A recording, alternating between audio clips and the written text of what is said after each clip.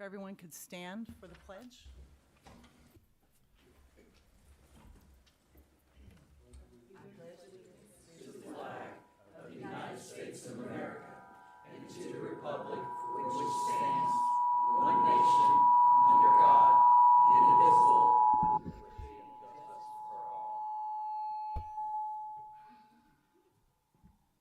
Sorry about that.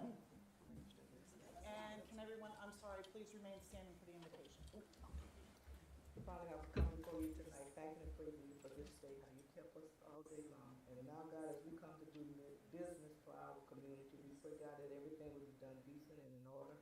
We ask that you bless each and every one that's here, every home represented, our first responders, those that are on the battlefield. We ask that you continue to watch over us, keep us safe. In Jesus' name we pray. Amen. Amen. Be seated.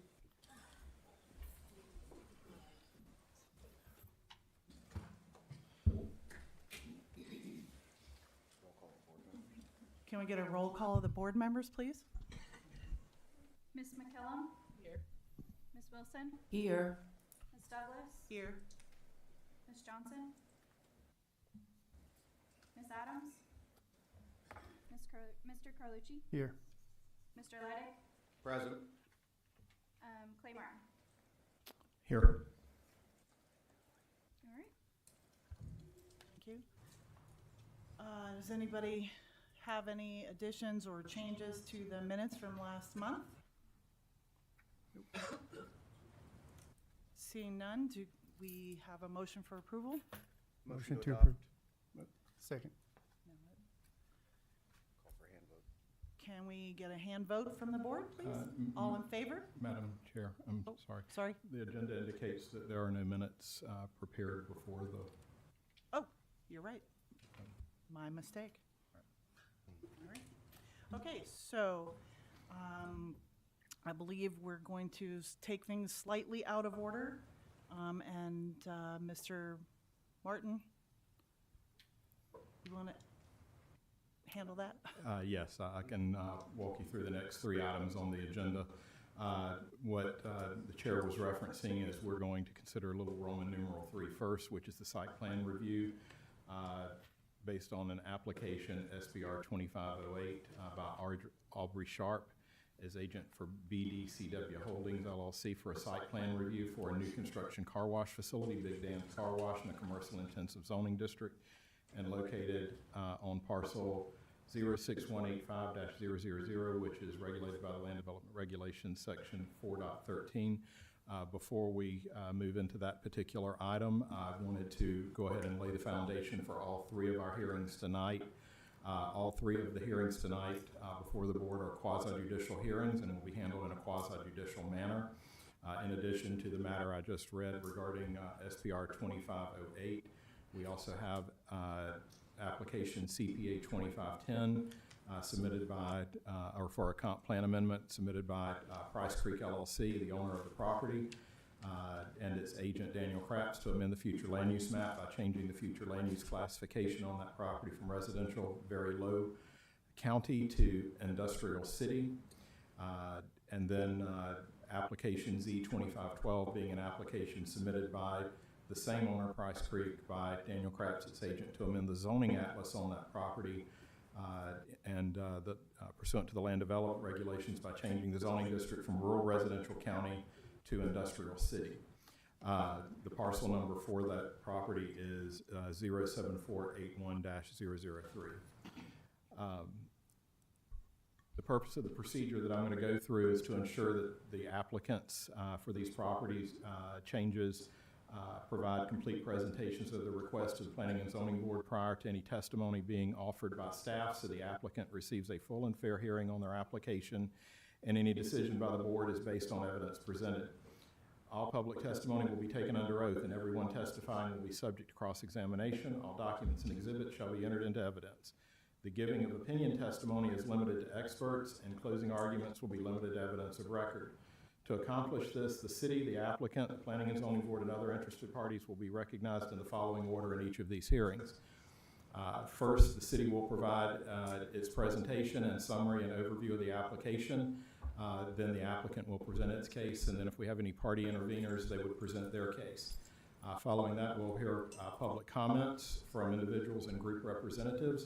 If you're speaking as an individual, you would have 3 minutes to address the board. If you're speaking as a representative of 6 or more people, then you would have 5 minutes.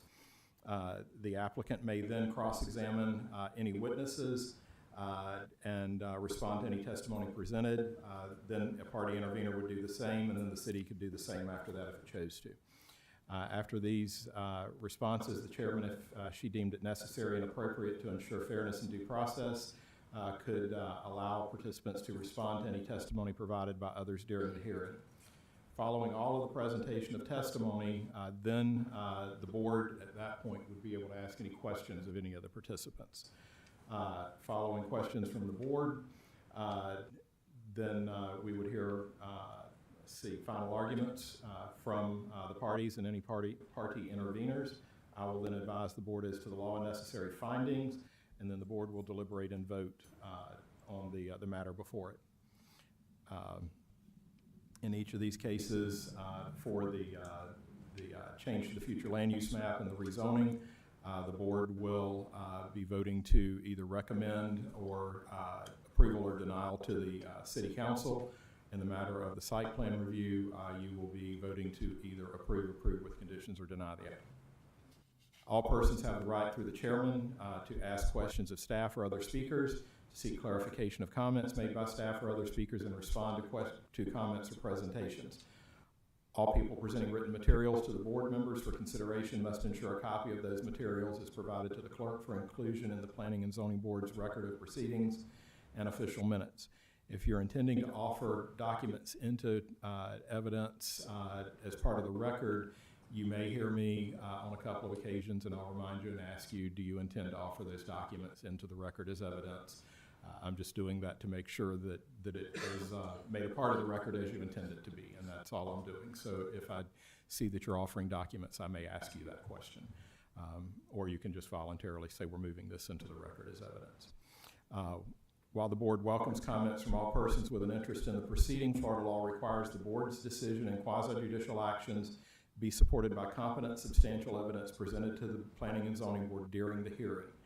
Competent, substantial evidence is evidence that a reasonable mind would accept as adequate to support a conclusion.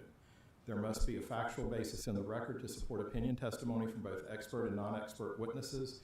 People presenting testimony may support their testimony by relying on factual information provided by city staff, the applicant, or other factual information considered included in the city's staff report.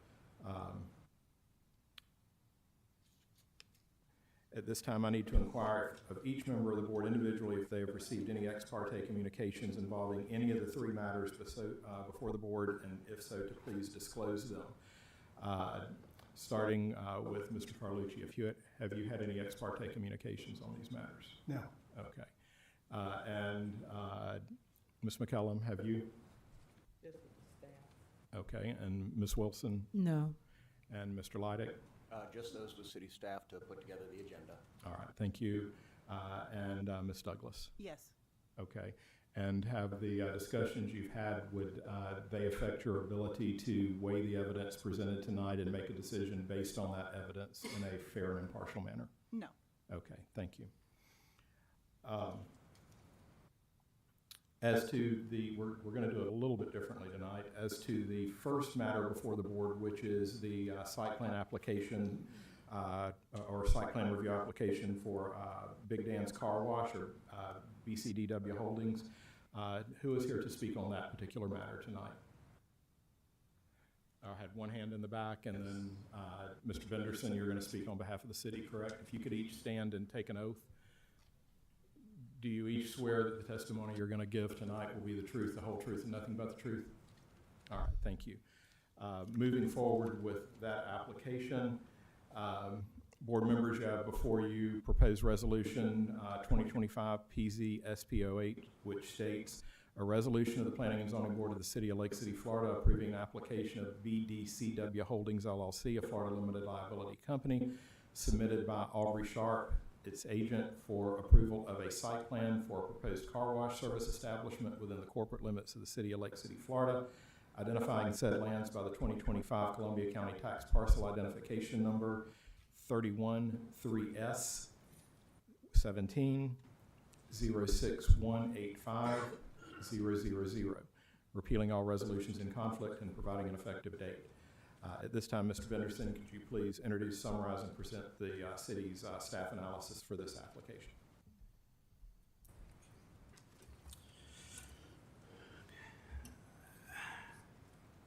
Good evening, board. Richard Benderson, Principal Planner, Growth Management.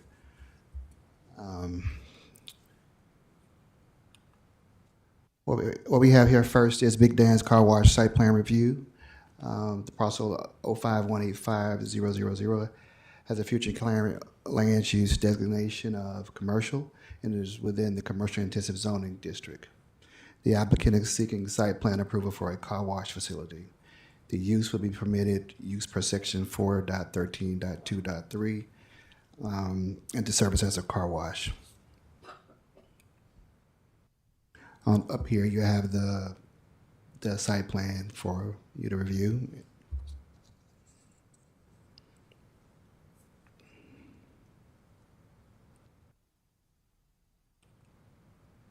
There's an elevation of what you'll see from the road.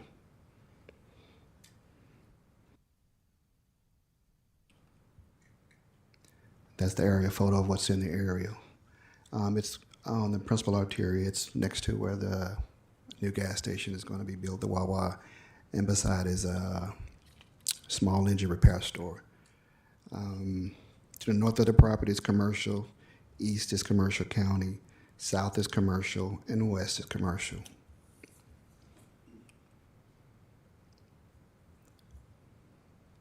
So here are the comments from staff review. Need to location of a monument sign noted on the site plan with dimensions from property lines, and any ingress and egress sign cannot be seen within the triangle 10 by 10 of the ingress and egress. We will need the dimensions of all signs noted on the site plan. And the comments from the water department, car wash will need a RP backflow device. Sewer department, sewer plant has capacity. And water distribution and collection, where is the water coming from? Are they adding a new tap considered sister to Welcome Road? Or are they trying to get into the existing two with Wawa? All of these comments and questions will be addressed prior to the final site plan. So these are just when we review this stuff via staff on the different departments put their comments in. FDOT didn't have a response, and there was no permit required from the Water Management District. Staff finds this petition in compliance with the city's comprehensive plan and land development regulations. Any questions? Do I do questions now, or? Okay. And Mr. Benderson, are you moving the city's presentation and Yes. application into the record? Yes, I would like to add the presentation into the record for the P&Z board. Okay, thank you. Thank you. And do we have someone here on behalf of the applicant? All right, thank you. And you're Mr. Sharp? Oh, yes, sir. Okay. Mr. Sharp, if you could present the applicant's application, please. Oh, yeah. Yeah, he did a good job summarizing up. Just proposing a car wash next to the Wawa. Yeah, there's not really much more to it. You said you need an application, like a physical one? The application for the site plan review. I was not sent that. Okay. Good. Okay.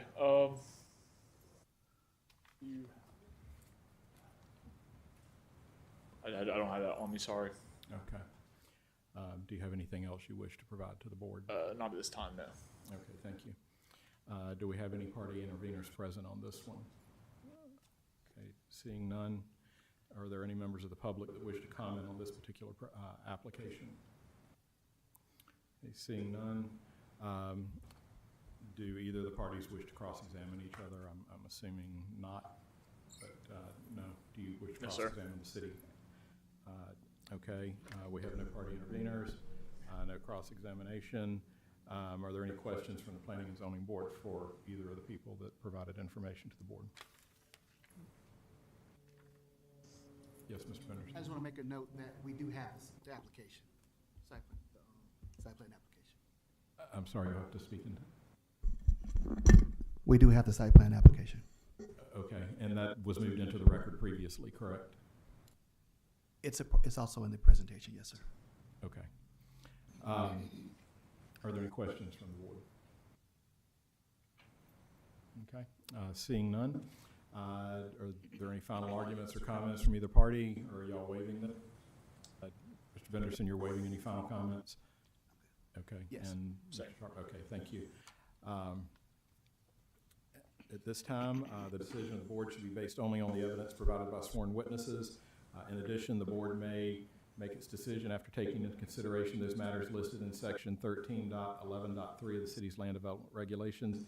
At this time, the board may discuss the application, testimony, and any findings of fact upon which it wishes to base its decision and vote on the proposed resolution. Following an appropriate motion and second to adopt resolution 2025 PZSP 08 is read by title only.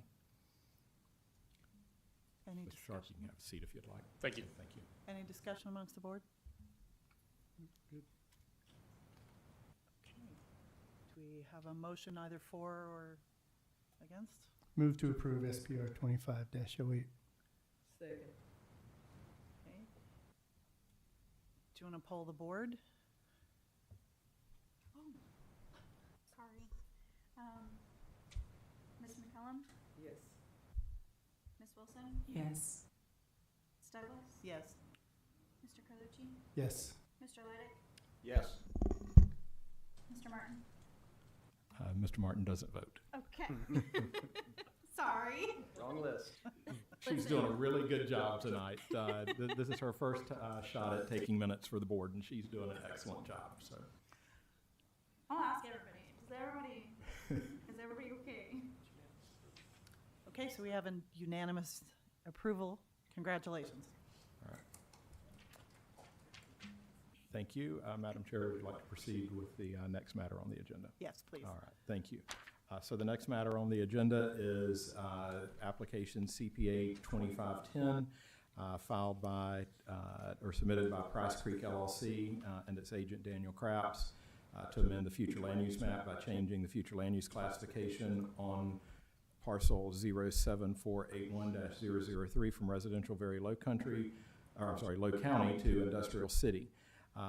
For this application and the zoning application to follow, if the applicant, the city's principal planner, Mr. Benderson, and anyone else who wishes to testify in this, these two particular matters concerning Price Creek, if you could stand to take an oath.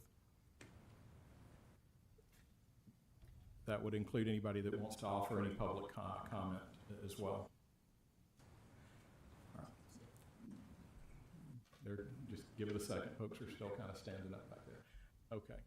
Do each of you who are standing, if you could raise your right hand, do you each swear that the testimony or comments you will provide are the truth, the whole truth, and nothing but the truth? All right. Thank you. And everybody back there said I do? Yes. Okay. All right. Thank you.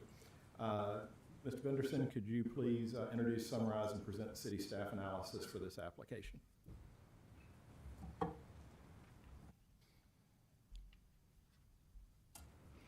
Okay.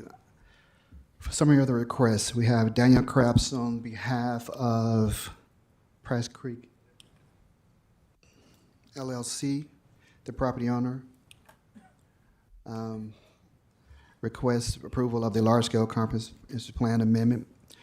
The LSPA proposes changes the future land use map designation of 111.6 acres site from residential very low to industrial. Separately, the applicant is requesting to rezone the site from rural residential county to industrial I. Parcel 07481-003 has a Columbia County future land use designation of residential very low country. Petition CPA 25-10 is a request to change the future land use on parcel of 07481-003 from Columbia County residential very low county to Lake City industrial. The site information, the property is 111.6 acres, generally located north vacant agricultural land and single-family residence, southeast State Road 100, east of Southeast County Road 245, and west of Southeast County Road 245A. Project description.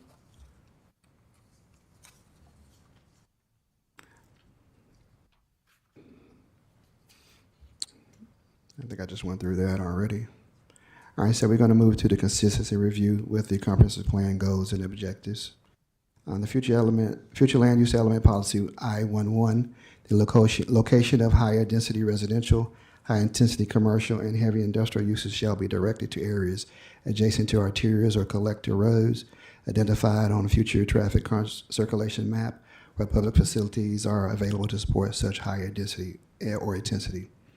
The analysis of that, the subject property has direct access to Southeast County Road,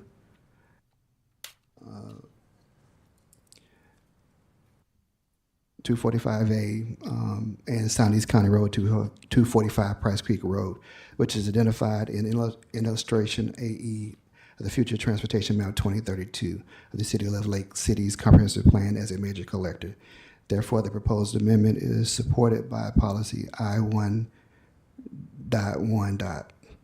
of the future land use element. So the future land use industrial lands classified as industrial consists of the areas used for the manufacturing, assembly, processing of storage of products, as well as public charter and private schools teaching industrial arts curriculum. In addition, off-site signs, truck stops, automobile services stations, and other similar uses compatible with industrial uses may be approved as special exception. Industrial uses shall be limited to intensity of less than equal to 1.4 area ratio. Okay, policy I-14, the city shall continue to limit the designation of residential, commercial, and industrial lands depicted on the future land use map to acreage which can be reasonably expected to develop. The subject property is currently, this is analysis, the subject property is currently rural residential adjacent to existing industrial land use with existing industrial uses. Without adequate public facilities to serve an industrial development, the proposed land use amendment conflicts with I-1.4, the future land use element. The transportation element, objective 2I, the city shall establish safe and convenient and efficient level of service standard which shall be maintained for all roadways. Analysis, the traffic impact assessment included in the data and analysis report. The proposed development will not degrade the level of service standard of any roadway segments to be unsafe level or degrade the level of service which supports the amendment. Objective 2, the city shall require that all traffic circulation systems improvement be consistent with the land uses shown on the future land use plan map, limiting higher density and higher intensity land use locations to be adjacent to the collector arterial roads as identified in the future land use map. Analysis of this, the subject road has direct access to Southeast County Road 245, Price Creek Road, which is identified in the future transportation map of the City of Lakes City Comprehensive Plan as a major collector rule, which supports the amendment. So I say all that, the transportation element, it complies with it. The future land use, we have one conflict because of the lack of access to utilities, city utilities. That's essentially the analysis of that. As we go down to the rezoning analysis, do I do that now or yeah, go ahead and go through that? Rezoning. Okay. Yes.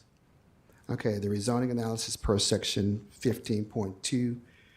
15.2.2 says, the nature and requirements of planning and zoning board report. Benderson? Yes, sir. You could hold off on that until the rezoning application Oh.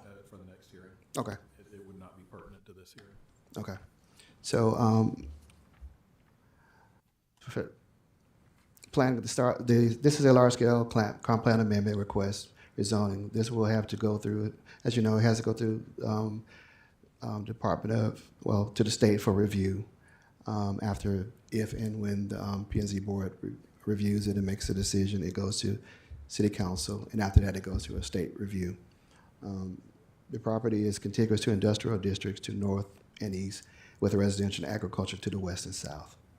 Our customer service department have comments A TAP application and utility plans would need to be submitted in order to apply for water, sewer, and/or natural gas services.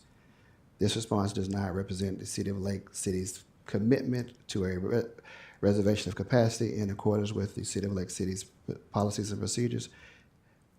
Commitment to serve is made only upon the City of Lake City's approval of your application for a service. No stormwater management permit has been obtained for this development, or ERP from the Water Management District will be required at this point. Staff has determined that the large-scale comprehensive plan request CPA 25-10 is inconsistent with policy I-14 of the city's comprehensive plan. The city currently has limited capacity to accommodate the infrastructure needed to extend public facilities to the site. It's either absent or insufficient to support the proposed use. Questions? All right, we'll receive questions from the board after the presentation from the applicant. And are you moving your staff Yes. analysis, the presentation and the application into the record? Yes, please add staff analysis, the application, and presentation in the record. All right, thank you. Thank you. Mr. Anderson. And at this time, we would hear a presentation from representatives for the applicant, Daniel Krabs, as agent for Price Creek LLC.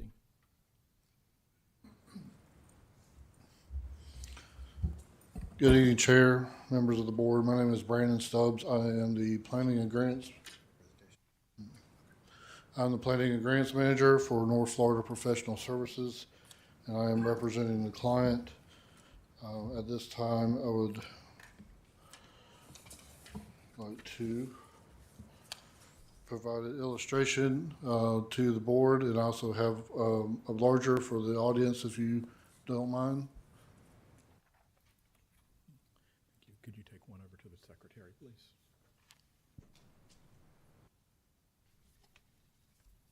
Thank you, sir. Can we get an exhibit number for that, please?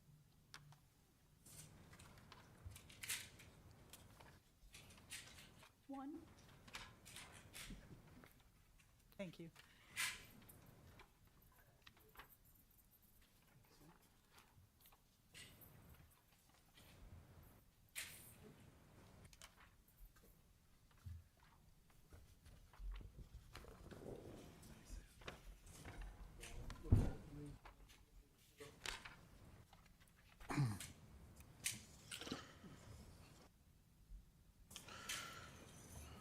As you're aware, this item before you is a comprehensive plan amendment, is a future land use map amendment to the comprehensive plan, and is proposed from Columbia County residential very low density to city industrial. There is a staff report, a data analysis report, as well as comprehensive plan, consistency analysis, and there is a analysis of the 15.2 section of the Land Development Code that's incorporated in your packet that should have been given to you as part of this. And I want to make sure that that gets entered into the record as competent and substantial evidence that this item should be approved tonight. Unfortunately, I was not given staff's documentation until after the meeting started, so I had inadequate time to review any and all objections that staff may have had. But before I go into the presentation, staff makes a note that this amendment is not consistent with policy I.1.4, but I would rebuttal that in the fact that I.1.4 says that cities shall continue to limit the designation of residential, commercial, and industrial lands depicted on the future land use plan map to acreage with which can be reasonably expected to develop. Has nothing to do with utilities. That didn't say utilities, doesn't say that can reasonably expected to be served utilities. The other thing that Mr. Your principal planner said was that there are not existing utilities adequate to serve the site. That has nothing to do with capacity. You have ample capacity. In fact, your own staff's report says there is ample capacity to serve water and sewer.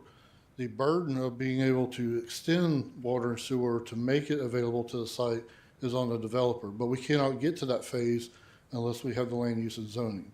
So I just want to make the distinction between not having capacity to serve the development and not having existing utilities to the site to serve. That would definitely have to be addressed during development phase, and it would be the responsibility at the burden of the developer to extend those lines to make sure that, are there lift stations that have to be installed? You know, what engineering has to be done and what lines have to be presented. So while I understand staff's concern with utilities, I would argue that that is not a valid argument against being inconsistent with policy I.1.4. To move into my presentation, I won't go over the location of this particular property that was already established, but to go through your industrial classification lands, your comp plan defines industrial as lands classified as industrial consistent with area used for manufacturing, assembling, processing, storage of products, as well as public, charter, and private schools, teaching industrial art curriculum. In addition, off-site signs, truck stops, automobile service stations, and other similar uses compatible with industrial uses may be approved by special exception. Industrial uses shall be limited to an intensity of less than or equal to 1.0 floor area ratio. As I say that, the reason why I read that is this property is surrounded by industrial to the north and to the west. In fact, you have approximately 12 industrial businesses located just to the north and just to the west of the subject property, including Blue Links, which is a like a paper or sawmill facility, Homes of Merit, Tubular Building Systems, Hunter Panels, which is immediately adjacent to the north, Quest Aviation, Idaho Timber, which is another sawmill, Town Homes, Championship Homes, Hayco, and additional uses. So this property is already surrounded by industrial uses, including the county, Columbia County's own industrial park.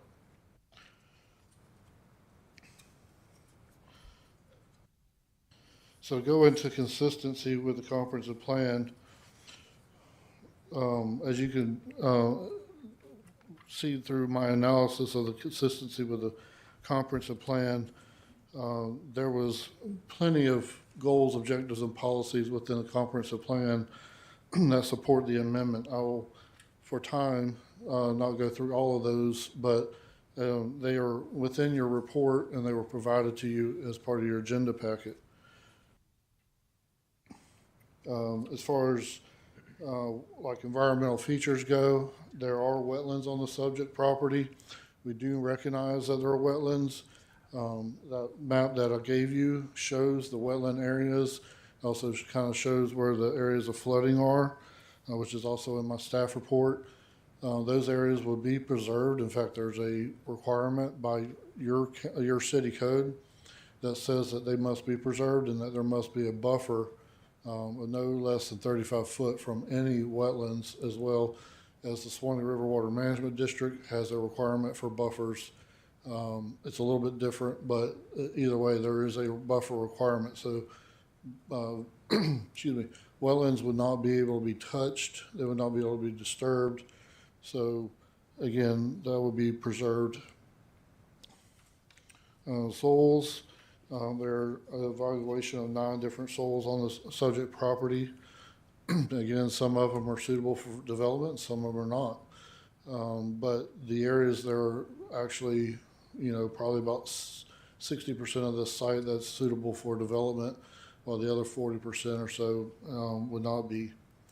And then flood potential, there is areas that's located in what's called a flood zone X per FEMA. That is areas that is outside the 500-year flood, which consists of the majority of the site, but there are areas just like the wetlands that are located in areas that will, are in the annual 1% chance of annual flood or the flood zone A. The subject property is not located within the stream to sink, so there's no issues related to stream or sink. The materials out there are just clay sand, which is typical for that area. There's no historical resources, so there's no historical significance out there. As far as aqua vulnerability, it's not. It is part of a vulnerable area of the aquifer, but we're in North Florida, so pretty much not everything in North Florida is vulnerable or has some vulnerability to the aquifer because we are a cost-sensitive state. But the way that that is handled is during the development phase. There are rules, regulations, laws that have to be abided by, and that generally comes through your water management districts as well as your local land development codes that require certain filtration, certain like you can't produce or reduce, you have to filter nitrates, other pollutant loads before it can go into the retention ponds so it doesn't get into the aquifer. So there's a criteria that development would have to meet in order for this project to move forward before construction, and that would be like reducing pollutant loads before it goes into the retention ponds. As staff said, as far as transportation, potable water, sanitary sewer, solid waste, there are no issues as far as degrading the level of service for any of those facilities. And recreation public schools, because this is a industrial type request, there's no impact to public schools or to recreation facilities. One thing that I would like to say is that, you know, there's a term that we call rational nexus or a logical pattern of development and planning. And what that means is we look at areas and we say, what is this area designed for? What's the most logical use or the highest best intense use for this property? But the properties to the north and the properties to the west being industrial, the only rational nexus for this property or logical pattern of development would be that this property be developed as industrial. There's very little use for it as it currently sits as a rural residential. So it can't really be zoned agriculture because there's no agricultural use for that property. There's no really any other use that is surrounding, and I'm talking about land use, zoning, and existing uses for that property other than industrial. And we understand that there are some residential areas in that vicinity, but the nearest residential, you know, subdivision from this property is over 1,600 feet away. So, Oh, my goodness. okay, and that is a fact. I have measured it multiple occasions. So it is the nearest residential neighborhood to this property from the closest corner to the closest corner is over 1,600 feet away. If you go from the property that is on the roadway, it's over 1,900 feet away. So, you know, those industrial uses that have been out in that area have been out there since the 1940s, some since the 50s and 60s. In fact, those subdivisions were actually built after the industrial was already out there. So, you know, as far as residential uses go, most of that industrial area was already developing when those residential uses came to existence. So, you know, while we feel for the people in that area, there's the impact to them from this land use and zoning change is, there will be no more additional impact than what was already there. And, I kindly request that based upon the competent substantial evidence presented, that this board would recommend approval to the city commission. Thank you. Thank you, Mr. Stubbs. Does the applicant have any additional presentation to offer? No, okay. All right. Did we have any party interveners present? I didn't hear anyone earlier when we asked, but just wanted to make sure. Seeing none, at this time we would move to public comment. If those who stood earlier wishing to comment, if you could proceed to the podium one at a time, state your name for the record, along with your address, and you would have 3 minutes to address the board. Mr. Pelham, do we have access to the public comments clock, or? No, okay. All right. Mr. Thomason, could you keep the time clock for us, please? You'll just have to keep it on your phone.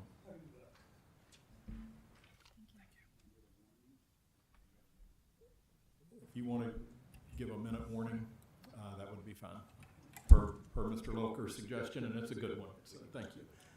Mr. Benderson, yes? There's a request to speak for him. Are they filling those out also for the record, or this is good? This is good.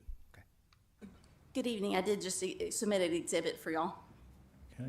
My name is Julie Bassett, and my husband and I own a home off of Price Creek, 1 mile from the subject parcel. I want to remind this board that the county has voted against this rezoning, the same parcel Hang to on. industrial. Hang on. Sorry. We need to get an exhibit number. Sorry. If she's offering it into evidence. Okay. Are you offering it into evidence? Sure. Okay, so she's offering it into evidence. If you could just mark it with the next exhibit number, please. Thank you. Thank you. Does my Sorry. clock start over? Go ahead. Does my clock start over? Well, Yes, sir. I want to remind this board that the county has voted against rezoning this same parcel to industrial 3 times.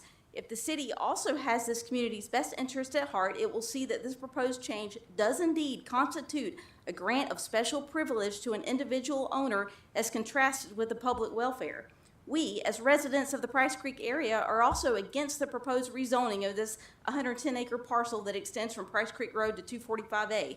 We are extremely concerned for our quality of life, environment, water quality, traffic, wildlife, property values, and our local farmers next door to this proposal. All of these issues are supposed to be addressed in the concurrency section of this application. It also states that adjacent land uses shall not be adversely impacted by any change in land use. The applicant has not proven this to be the case. I have no problem with the industry along State Road 100 that was there when I built my home. I'm not anti-industry or against making a profit on real estate, but there's a time and place for everything. The purpose of zoning is to plan growth responsibly. There is a 2,000-plus acre North Florida mega industrial park just 5 miles to the east. It boasts 3 miles of frontage on US 90. It is accessible by rail. It is shovel-ready with utilities available. Most importantly, it is far away from existing neighborhoods and farms, like an industrial park should be. The application for this rezoning states over and over that utilities are not available. Land use planning is the development of land use plans that will best serve the general welfare over the long term. This proposed amendment is not what's best for the general welfare. It's what's best for 2 investors who stated in 2010 that their planned residential development was unfeasible at the time. They purchased it in 2005 for $1.3 million, and it's now listed at $2.76 million. Changing the zoning would change the highest and best use and would only favor them, not this community. I built my home off Price Creek in 2001. I love my neighbors, the creek, the views across the fields, and all of the wildlife in our rural community. In fact, I've even seen a bald eagle by the road near this parcel. It is a residential and agricultural area, not industrial. Now I respectfully ask this board to do the right thing and vote against this proposed rezoning. And I would like you to know, they would make it sound like this is surrounded by industry. It's not. The industry is on State Road 100 that has a higher, road classification than what's on 245 and 245A. I drive both all the time, 245 daily, 245A. I constantly about get pushed off the road by big trucks. This morning, in fact, literally, you get on the edge. It's so narrow, there's not room. You either, so I appreciate the board's, you listening, and I thank y'all very much.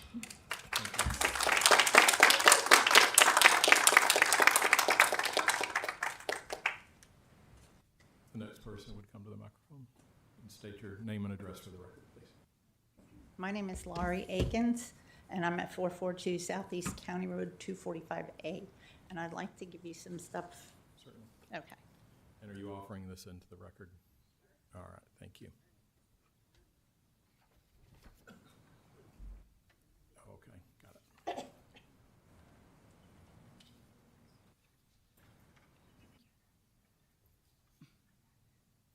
It's okay. Sorry.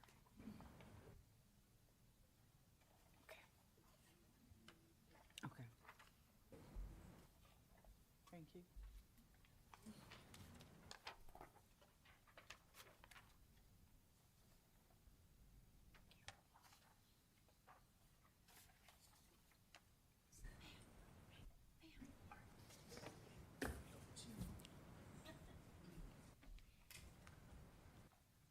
Thank you, ma'am. You're okay. I do want to say that this right here is our family farm. So this in particular affects my husband's family farm, my family. All right, good evening. My name is Laurie Akins, and I literally live across the fence from this property up for rezoning. My husband's family has farmed this land for 4 generations. There's heritage there that will be passed down to his children and through many more generations. The comprehensive plan for the county states in objective 1.3 that I3, that adjacent land uses shall not be adversely impacted by any land use. That shall not might not, not. Rezoning industrial would destroy the quality of life around it, and as well as property values that surround it, but has the potential, it also has the potential to cause water and soil contamination. Think I'm exaggerating? Did you know that potential to cause water, did you know that there is currently 68 Department of Environmental Protection cleanup sites within a 5-mile radius of my home? 68. One of them is right next door to us and adjacent to his property as well. And that has PFAS on it. If you don't know what PFAS is, it's forever chemicals that can remain in soil and water for decades, and they're all through this county. Fun fact, PFAS was originally due to a farmer's dying cows in West Virginia being contaminated through industrial waste caused by DuPont. Will this be our children's inheritance in Lake City and Columbia County? This rezoning was turned down by the county 3 times previously, 2007, 2016, and 2018. The community around it did not want it then and still don't. And there's reasons why it was turned down several times by the county. One reason was denied was due to drainage issues into Price Creek, which drains into our springs, which doesn't seem to be a big deal to some people, but it is to us. There should be current reports from Swanee River Water Management District. Have they been submitted? Has the city received approval from them? Are maps of the wetlands and national hydrography and connection to Price Creek? I've been in touch with the senior environmental scientist, Louis Mantini at Swanee River Management District. Mr. Mantini states that by his calculations, there's 42.2 acres of wetlands on this property. And I've submitted the emails with myself and him that confirm that. Ma'am, 3 minutes has expired. It did?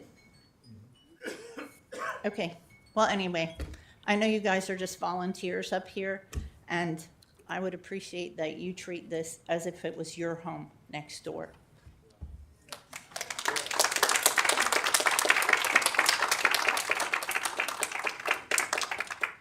And for the next speakers, Mr. Thomason is signaling over there 1 minute, but I don't think anyone's seeing it, so I'm just going to say real quick 1 minute whenever I see him do it, and that way everyone knows, because I think it's in the shuffle. If the next speaker could come to the podium to speak, please.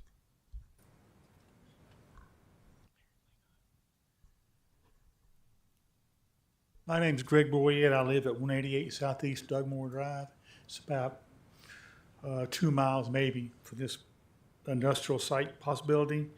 The reason I'm here tonight is for safety. And the reason I say this is I've lived out there since 1984. And it wasn't much of a problem, but the traffic is a big problem now. If you drive up and down Price Creek Road, you'll see the bumps in the road. You'll see the flips over the bridges.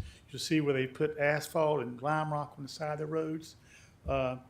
There's skid marks on the pavement. There's blind curves.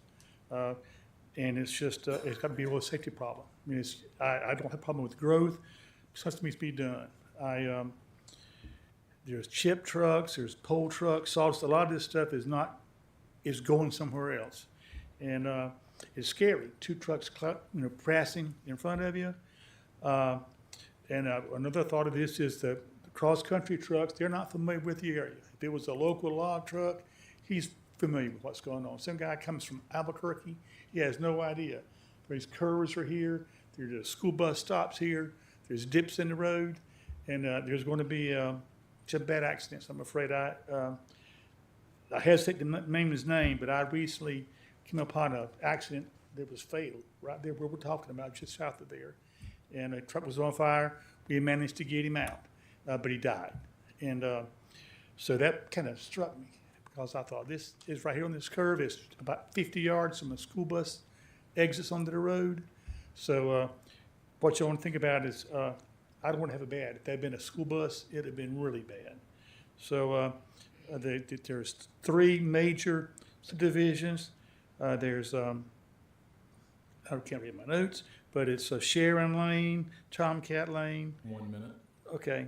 And, but anyhow, just be thinking about that. If something needs to be done about it, that's probably the county's responsibility, but I don't think this is the time to be adding more traffic to that road. And I feel like what we're doing here is we're buying a pig in the poke because we don't know what's going to be going in there, how much traffic. I think we need some careful consideration. Thanks.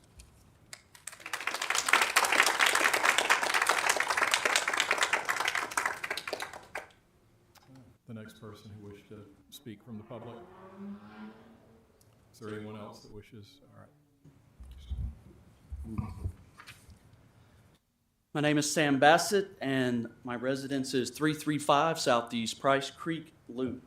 My wife and I live approximately 1 mile from this proposed rezoning of this land. Our community has fought against this. If you've heard, rezoning back as far as to 2018, we won because the county knew it was not in the best interest of Lake City nor Columbia County. It had already been denied multiple times. I'm not sure how this parcel got annexed into the city to begin with.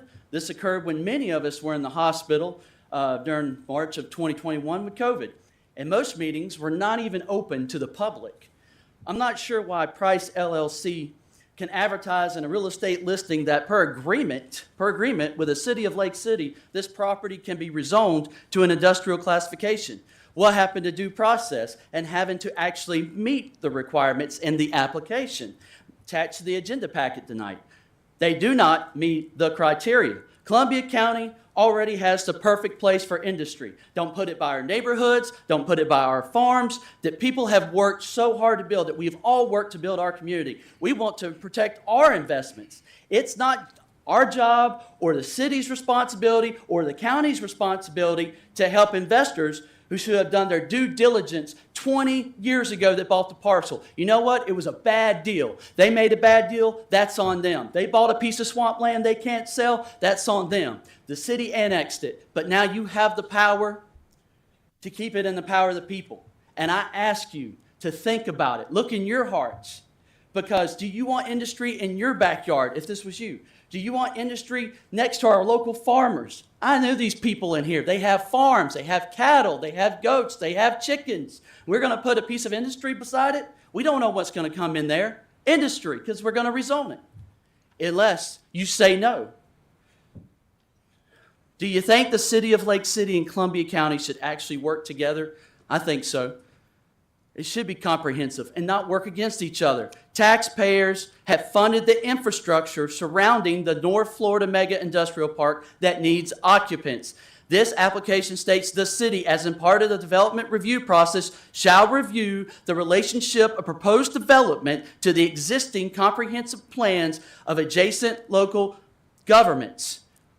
And we want to use word analyze. We want to use word like it makes the most sense. It's logical. You know what is logical? Go out to the industrial park. 3 minutes is passed. If you could wrap up and.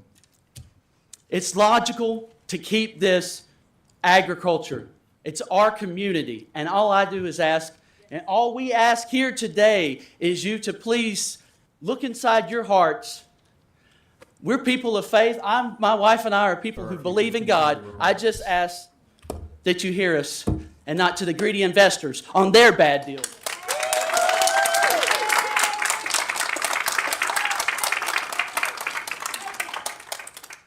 The next member of the public who wishes to speak. Is there anyone else from the public who wishes to speak? Yes, ma'am. That's okay. You take your time.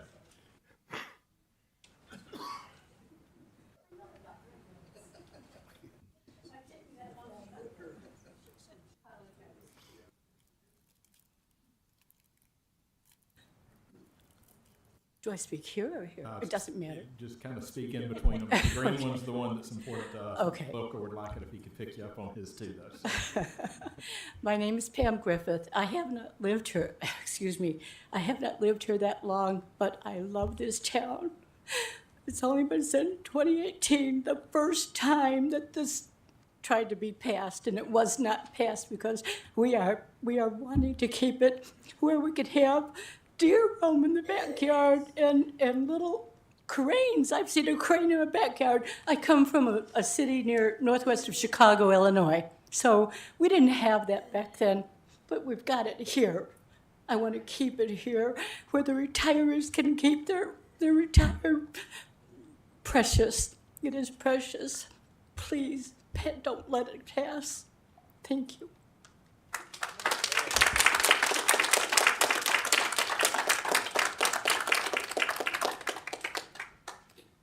Are there any other members of the public that wish to speak on this issue? Speak, if you could come to the microphone, sir. How you guys doing tonight? I'm Brandon Fiegel. We own a 75-unit mobile home park about quarter mile from where this is going in, right this vicinity right here. I represent over 80 individuals.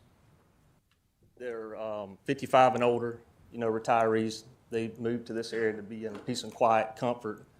The amount of industrial that's above us already, it's enough, They're just struggling now to get by with the amount of trucks that are passing by every day. The noise, it's just an in and out. I mean, my father, God rest his soul, passed in 2022, I'm sorry. And he was at the meetings for the county where it got denied. And he was a big, Let's hold comments from the audience, please. It was a big part, of his legacy to see the peace and quiet of his, 75-unit mobile home park with the tenants to, their wishes be withheld, and I'm representing them. Most are, with the age they can't come up, so they sent me, I'm a young guy, but I'm here. So I just appreciate you guys' time.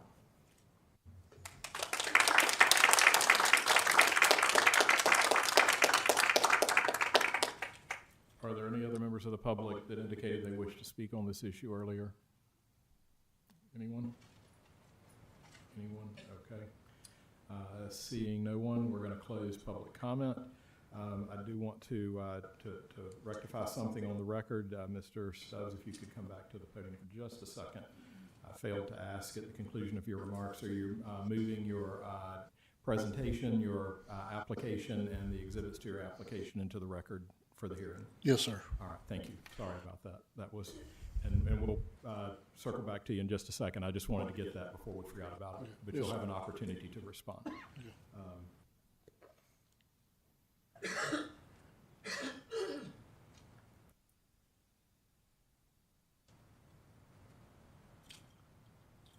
So this would actually be that time, I'm sorry. Just kind of, and you could also cross-examine any of the presenters or the city's principal planner if you would like. Yes, sir.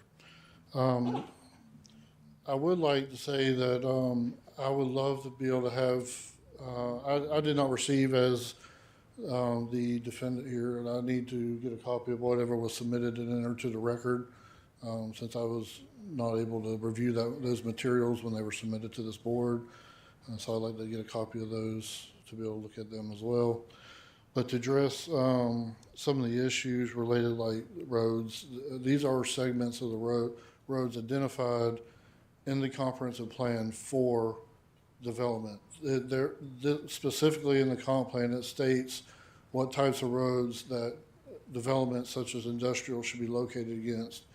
245, State Road 100 are both roads identified for those uses. So while I understand they may have concerns, there was no competent substantial evidence presented tonight other than my staff report that shows that this actually is in compliance with the comprehensive plan related to the types of facilities or roads that are being proposed connected to.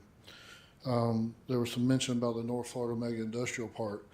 That park is not meant for general industrial. That is not the type of industrial that would be presented for this parcel is not the type of industrial that they're seeking, or would they even probably allow within the North Florida Mega Industrial Park. Those are big distribution type facilities or manufacturing type facilities, not something, the scale that they're on is completely different. So to compare those two is not a comparison.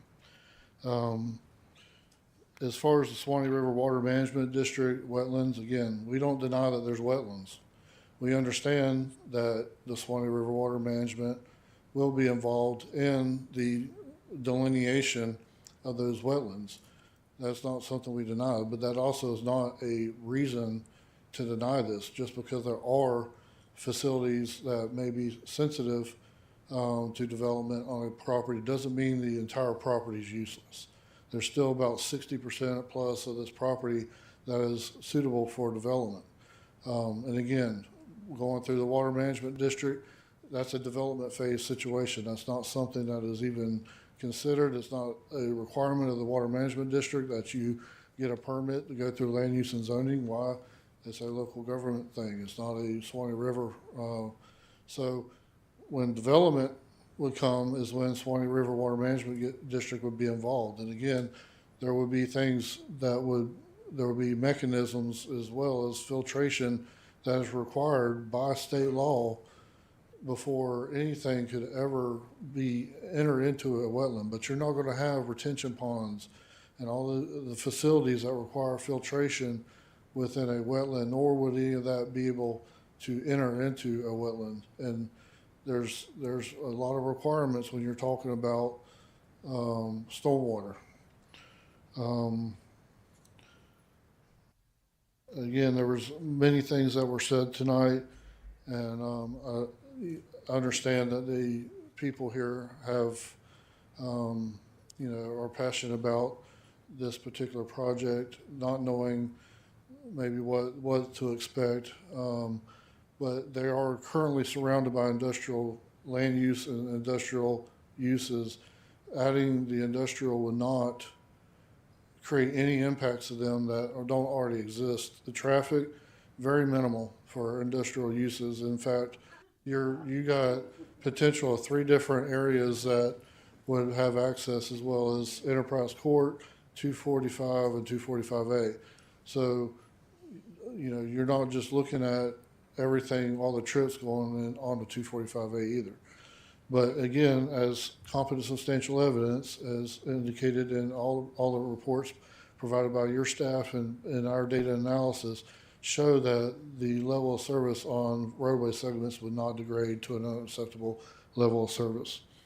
And I would just like to say for the record that while you did hear a lot of testimony tonight, the testimony that you heard from the audience was not competent, it was not substantial evidence as required by law. All right, that's enough. And these decisions must be based upon competent, substantial evidence, and that concludes my presentation.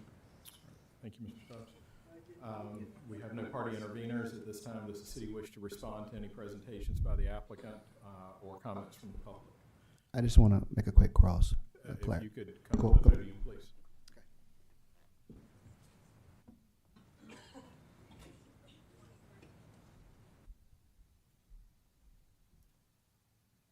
That's Richard Benderson, principal planner with staff. Just want to make a clarification that my conflict was not capacity, it was access to the infrastructure. We have capacity, we just don't have access to get to it. That we could confirm. All right, thank you. And were those your only responsive comments? Yes. All right, thank you. At this time, do any members of the board have any questions for the applicant or other participants in the hearing or city staff? Yes. For the applicant, you mentioned Swanee River Water Management Wetlands Buffer requirements. Do you know what that requirement is? Yeah, so the Swanee River Water Management District has what they call an average of 25 foot. So the way they look at that is their requirements are a little bit more fluid than like the cities where it states that you just have to be 35 foot from a wetland. But theirs say that it has to be an average of 25 foot. Okay. And one more thing, on your map where it shows the main industrial park entrance, there's a proposed county road extension. So I'm assuming that means that road does not exist. Is that correct? That's correct. That is a proposed road that, should this be approved and move forward, and the development phase, that the applicant would work with the county who owns that property to extend Enterprise Court to the subject property. And that would be, of course, paid for and built and constructed by the developer. Thank you. Madam Chair. Go ahead. For Mr. Benderson, looking at timeframes, obviously all we're being tasked with here at this board's level is to make a recommendation to either approve or disapprove for the city council to then take this up. Everyone in this room is going to come back into this room and talk it over with city council. City council, they can have one vote or two votes on this. So it goes to city council.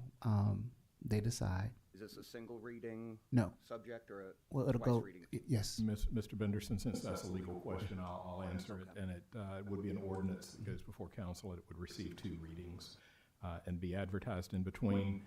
Also, because this is a large-scale amendment, between the two readings, it would actually have to go to the state for review before it came back for the second reading before council. Okay. So it will be an extended process rather than a back-to-back meeting process like a lot of the ordinances are that are considered. Okay. So you want to tell about the time frame? We were about. Generally speaking, whether or not this board recommends yay or nay, it's still going to move through the process and go above us. How long reasonably would it take to have either a final approval or final disapproval? No less than probably 90 days. That's on a fast track, but. Anybody else? Any other questions from the board? I've got some stuff. Okay. This staff report addendum,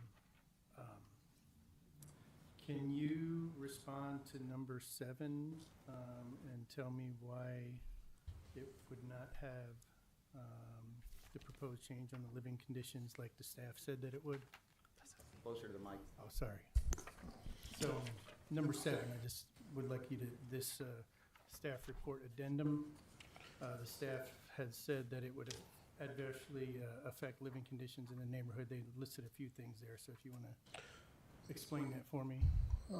Chair, members of the board, and Mr. Martin, that was not an item that was brought up in this meeting because that is an item for the rezoning, not the land use. So I'll be happy to answer that, but again, I was just given this and I haven't even had time to look through it. Okay. So I'm not prepared to answer that because I have not even, To the next one, the rezoning. We I can was do going that. to say, I was not quite clear on the question. You were speaking to the rezoning analysis. Yes, on the So staff that would report. not, those issues would not be before the board at this time, but they will be before the board in the next hearing for the rezoning. Any other questions from the board? That's all I got.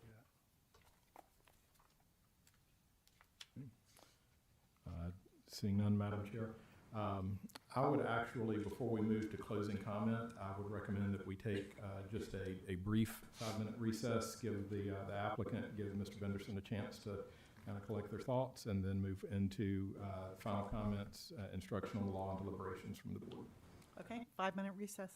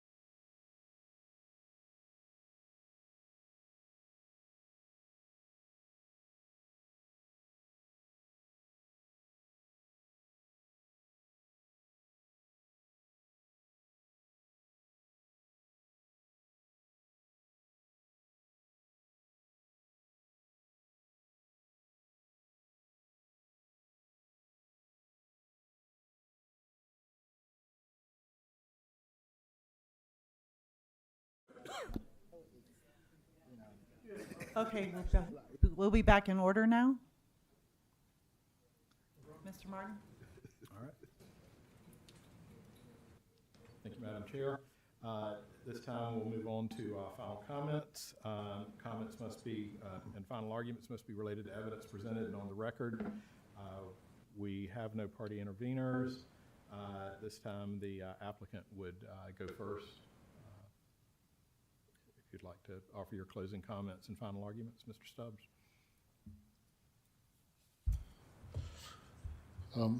Good evening. Again, I'd just like to reiterate that we have provided this board with competent, substantial evidence and plenty of it that this proposed amendment should be approved. In fact, that the only logical pattern of development is for industrial use.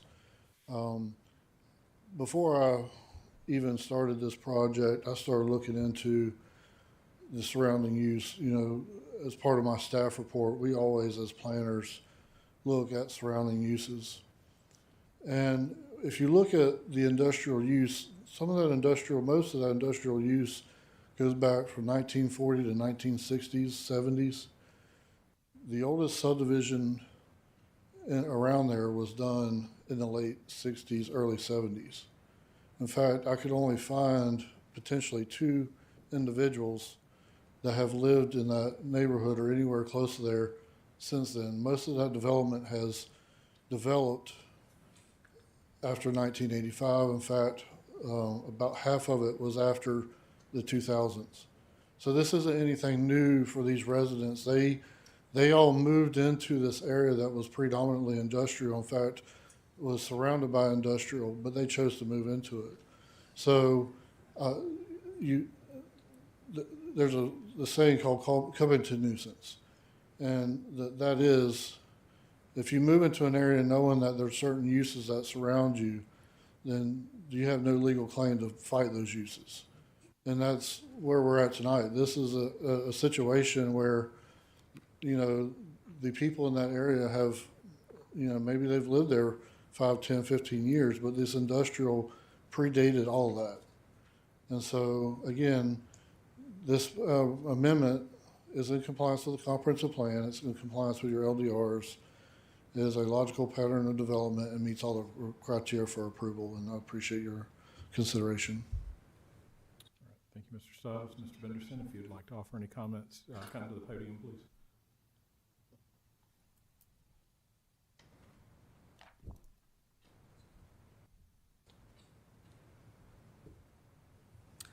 I really don't have anything to add, so.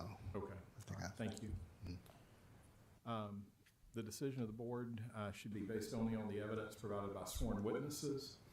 In addition, the board may recommend to the City Council the adoption or the denial of this change to the comprehensive plan.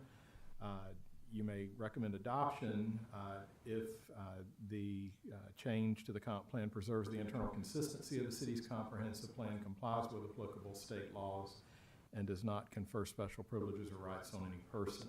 At this time, the Planning and Zoning Board may discuss the application and testimony, any findings of fact upon which the board wishes to base a decision, and vote on a recommendation to the council concerning the proposed application CPA 2510, following an appropriate motion and second.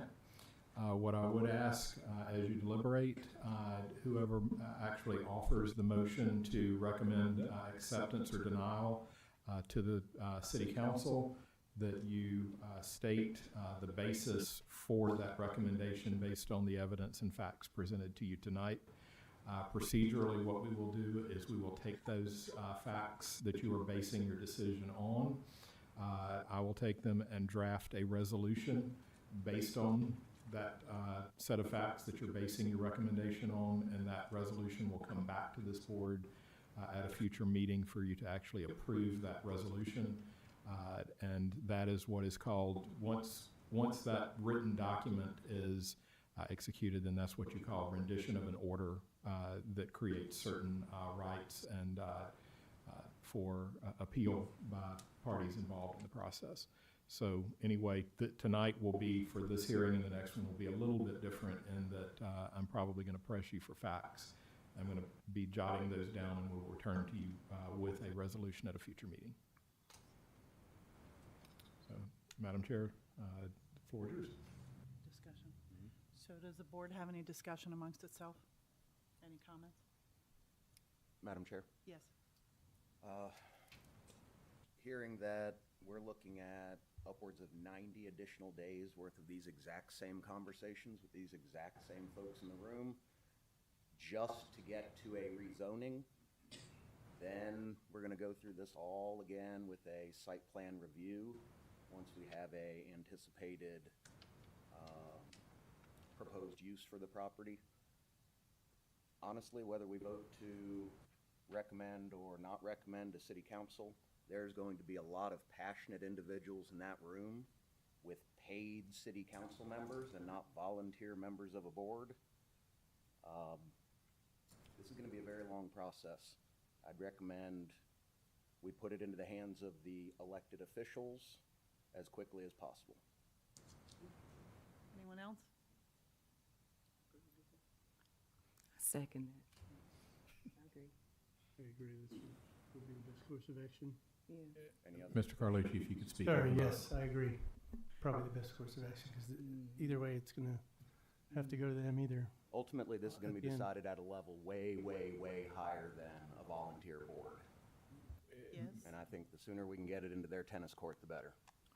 Madam Chair, if I could, that is correct. However, that board would be able to consider as part of their deliberations the recommendation of this board, which makes it important that this board either recommend to the city council approval or denial of the amendment to the comprehensive plan map, changing this from, I think it was rural residential to industrial. Oh, I understand we have to send it up with a recommendation one way or yes. the other. We can't just send it up. Yes. The thing that gets me is that it's, in its present state, it's not consistent with the actual operations of the city. So there's gonna be a lot of changes that have to be made. It's gonna be a lot of traffic right now. We haven't even seen a site plan yet. Exactly. Yeah, it's, So do we have a motion? in its present state, no. Okay, I need a motion. So the matter before the board tonight needs to be a motion to either recommend to the city council that they approve this or deny it at their level. And you need to state the basis for why you're recommending that they take one of those actions when they get it. In its present state right now, I motion, no, to deny it Okay, so. right now. So you're offering that as a motion? Yes. Okay, Madam Chair. Do we have a second? I second. All right. Motion carried. No. No. Madam Chair, we haven't had a Nope. vote. And, Oh, vote. Gotta call for and the yeas All right. and the nays. I would like to inquire both of Board Member Wilson and other members of the board who are in support of her motion to give me some feedback as to the basis from the facts offered tonight and the evidence presented, the basis for why that is your recommendation to the city council. In its present state, just like what it says, you know, in the clause, that it's just not in consistency with what, you know, the flow of the city, for lack of, you know, better terms on that. When I look at, say for instance, the clause of,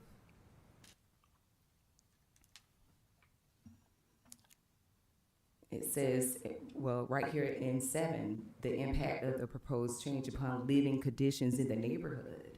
The proposed change to industrial use on the subject property would increase the industrial district by 1.6 acres. The proposed industrial use would directly affect the daily living conditions of existing neighborhood residents. Industrial operations are typically characterized by increased heavy vehicle traffic, extended hours of operation, noise generation, generating equipment, outdoor storage, and intensified lighting these elements, while compatible within industrial districts, can create disruptions when located near residential communities. Ms. Wilson, so the things you're reading from were things that were not offered into evidence in the hearing. Okay. Those are matters that are pertinent to the rezoning, which is the next hearing. Okay. And so, in that report, you're looking at everything above that section that says rezoning analysis Right. would be pertinent to the future land use hearing that we just went through. And that was Okay. offered into evidence in that hearing. Okay. So, anything above that, if there are things there that you want to rely on as the basis for the recommendation of denial, look at those areas. Those are on pages 1, 2, and the top half of 3. But everything on the bottom half of 3 through the remainder of the document is pertinent to the rezoning hearing coming up next. I would just like to say that the industrial, plan coming in, you don't know what you're getting. You won't know, you start off with one thing and you could end up with something else, or you can end up with a bunch of buildings with nothing going on in the industrial, because you see where they start doing one thing and before you know it, that's closed down, but then what you gonna do with all that property that you have developed for the industrial, when the farmers could be using their property and enjoying what they're doing with their land? So I just say no.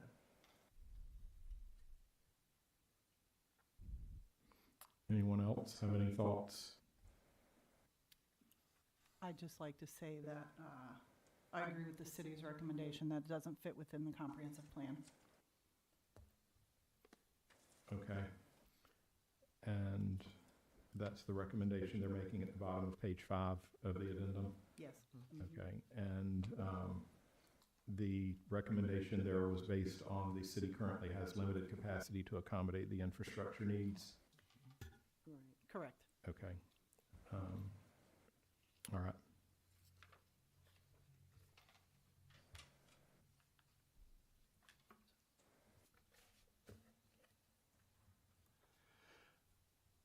Can I say something? You can call for a roll call. Yes, sir. Yeah, I know originally the city had said that about the 1.1.4, but when I went back and looked at it, what he said is correct. It doesn't say anything about infrastructure or anything like that. According to this, it says the acreage which can be reasonably expected to develop.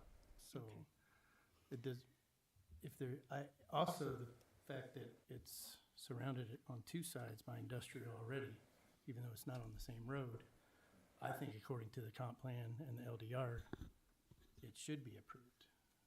Not based on anything besides that. We have to go on the evidence of what is in the LDR and the comp plan, and that's what it says, right? Okay. Well, we have a motion and a second on the table, so we need to. So you would ask for any more discussion. If there's no more discussion, then you would call for a roll call vote. Okay. Is there any other discussion, Chris? So this is a motion to deny. recommend denial, but it still will move through the process, and this conversation will be had again in front of elected officials. Correct. All right, so a yay vote is a vote for recommending denial. recommending denial, and a nay vote is for not recommending denial. Would be that it returns to you for further discussion until you get a majority to agree on one direction or another. Okay. All right, so can we have a roll call vote? Ms. McCellum? Yes. Ms. Wilson? Yes. Ms. Douglas? Yes. Mr. Carlucci? No. Mr. Leidick? No. So you would announce the results of the vote. So the majority The- supports the denial. Correct. The motion passed, recommending denial, and we will return to you with a resolution laying out those facts at your next meeting. Okay. All right, thank you.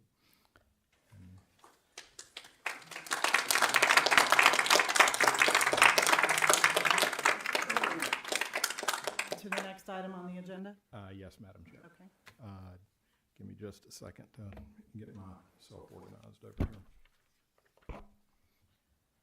So the next item on the agenda is the companion rezoning for the same property to rezone it as industrial. Again, you would be making a recommendation to the City Council. Mr. Benderson, if you could provide an introduction, summary, and the city staff analysis of application Z2512, please. And I would remind you, you're still under oath.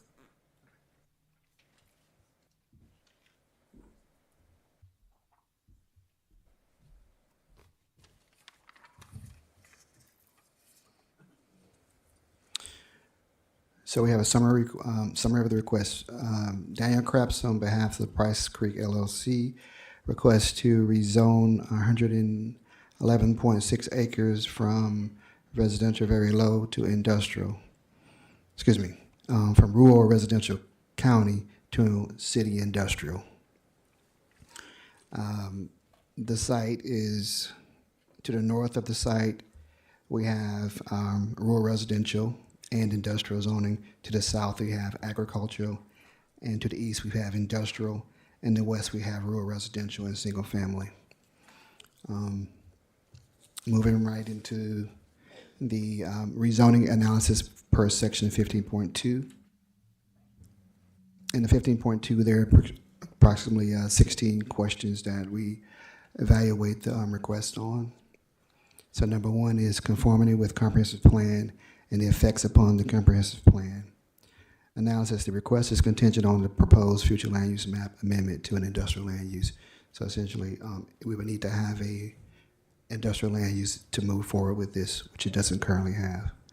The next, number two, the existing land use pattern. The subject property has industrial future land use to the north and east, with the residential and agriculture on the south and west. Number three, the creation of an isolated district unrelated to adjacent and nearby districts. Analysis, the subject property would not create an isolated district. It would increase the size of the industrial district by 111.6 acres. Number four, the impacts of proposed change upon population density pattern and load on public facilities such as school utilities and streets, etc. Analysis, the proposed amendment does not affect population density. However, there is not adequate access to city utilities. Number five, the existing district boundaries in relation to existing conditions on the property. Proposed for change. Analysis, the subject of property is adjacent to the north and east to properties designated with Columbia County Industrial Future Land Use Map designation and industrialized zoning. On the south and west, the property designations are residential and agricultural. Number six, changed or changing conditions which justify the recommendation actions on the proposed amendment. Lake City and Columbia County is in a period of steady measurable growth, one that has important implications for land use, residential demand, and infrastructure, and quality of life in communities across this area.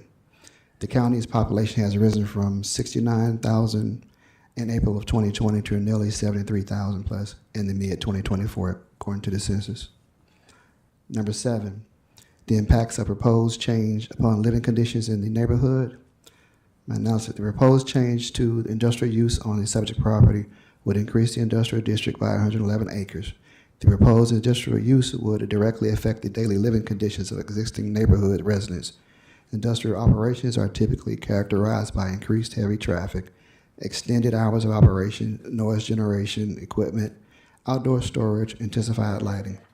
These elements, while compatible within industrial districts, can create disruptions when located near residential communities. Number eight, the impact of proposed change upon traffic, particular regard to congestion or other public safety matters. According to the submitted data and report, the proposed amendment would not create a significant impact on traffic or public safety. Number nine, the impact of proposed change upon drainage. An industrial use and the development of such a use may potentially impact the natural drainage of the property. Number 10, the impact of the proposed change upon light and air adjacent areas. The proposed industrial use would add to the current industrial impacts such as increased light and air quality issues. The impacts of proposed change upon property values in adjacent areas. Without a firm type of industrial use, there is no way to confirm or deny what the impacts would be on the property values of the adjacent area. Number 12, the impact of proposed change upon the improvements or development of adjacent properties in accordance with existing regulations. The proposed amendment from a residential land use to an industrial land use will not obstruct development. Number 13, granting the special privilege to an individual as contrasted with needs of the overall public welfare. Granting the proposed rezoning does not provide the owner with any special privileges. Number 14, substantial reasons why, if any, the property cannot be used in accordance with existing zoning. There is no substantial reason why the property cannot be used with the current entitlements. However, there will need to be infrastructure access improvements. Number 15, the impacts of proposed change with regard to the scale of needs of the neighborhood of the city. The proposed change will require additional infrastructure improvements to accommodate industrial use prior to developing the property. Number 16, the availability of alternate adequate sites in the city and district already permitted such use. There are industrially zoned properties off of US 441 and Interstate 10. That's the analysis from 15.2. In order to approve this or make a recommendation, we would need to have the land use that needs to be concurrent before we could go forward on that. So I don't know if we could go any further with this application. Okay, do you have any other information you wish to offer into evidence? No, we just add this to the report and to the record. Okay. It's already in the regular report anyway. I had them all together, so. Okay, so Questions? do you need to move the application and your analysis into the record for this hearing? Yes, sir. Move the application and analysis and the application into the record for this hearing. All right, thank you. Questions? If you have nothing further. I have nothing further. Okay, thank you. Mr. Stubbs.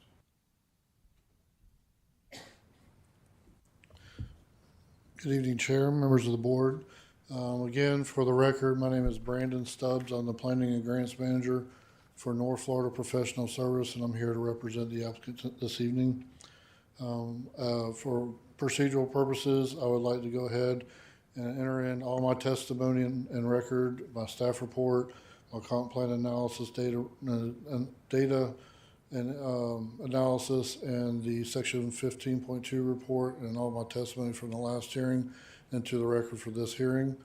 I will save you a long presentation again since you've already heard it, but there are some things that I want to go through since the rezoning has some different criteria that you've heard from your staff. And so I would like to be able to address Mr. Daniels' concerns with item number 7 and address the 15 or the section 15.2 requirements for a rezoning. So to go through, I won't go through all the goals, objectives, and policies, but in the analysis for section .15.2, the first one is conformity with the comprehensive plan. And in my report, you'll see that there are numerous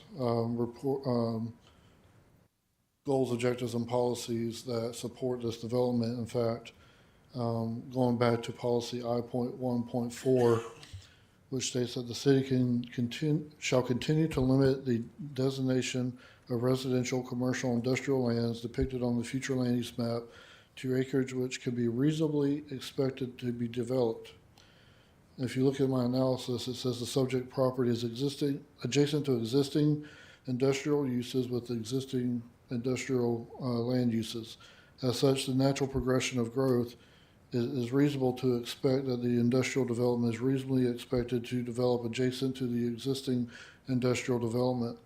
Therefore, the proposed land use amendment was consistent with policy I.1.4 of the future land use element.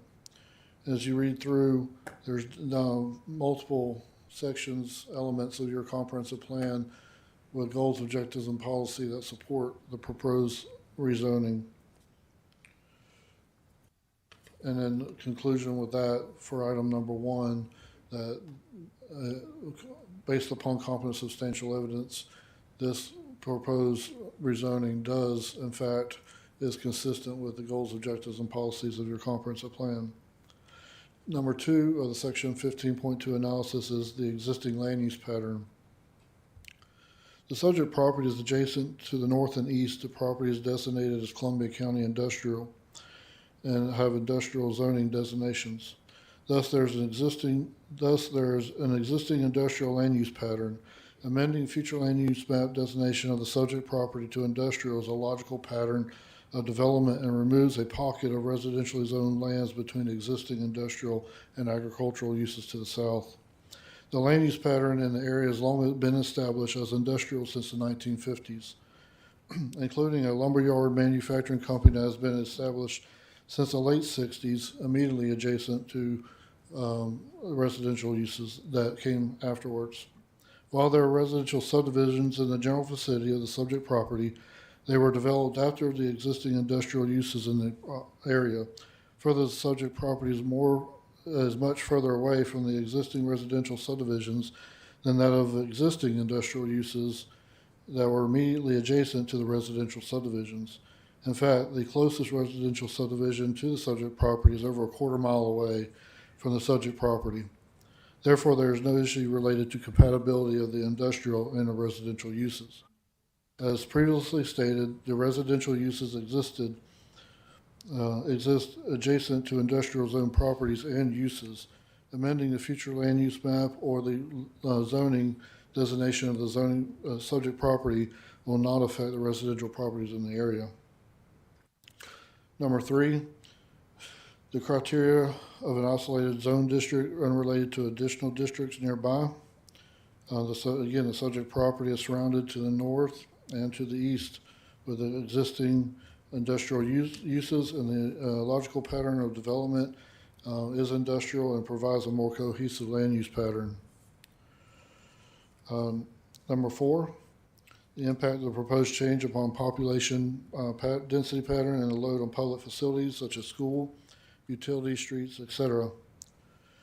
The proposed amendment does not affect the population density since an industrial future land use map designation is proposed. Further, it is indicated in the comprehensive plan analysis and in the data analysis report, there are no negative impacts to the level of service provided for public facilities. Now, on number 4, on the staff's, your staff did say that there's not adequate access to facilities, and that might be true currently. But that's not what is being asked here. It's not saying are there adequate facilities existing. You have capacity. The plant has capacity. Your water plant, sewer plant have capacity to serve this development. How this development gets that to your plant is the responsibility of the developer. So while, yes, there may not be existing water and sewer lines to this property, there never is in a development. Rarely is there ever adequate utility lines that serve a property for development. It's always the responsibility of the developer to extend or provide those facilities at their cost and be dedicated and constructed in accordance with city or the local government standards. Number 5, existing district boundaries in relationship to existing conditions of the property proposed for change. As previously stated, the subject property is adjacent to the north and east to properties designated within the Columbia County Industrial Future Land Use Map designation and industrial zone district. Thus, there's an existing industrial land use pattern in the area. Amending future land use designation of the subject property to industrial is a logical pattern and removes a pocket of residentially zoned land between existing industrial and agricultural uses to the south.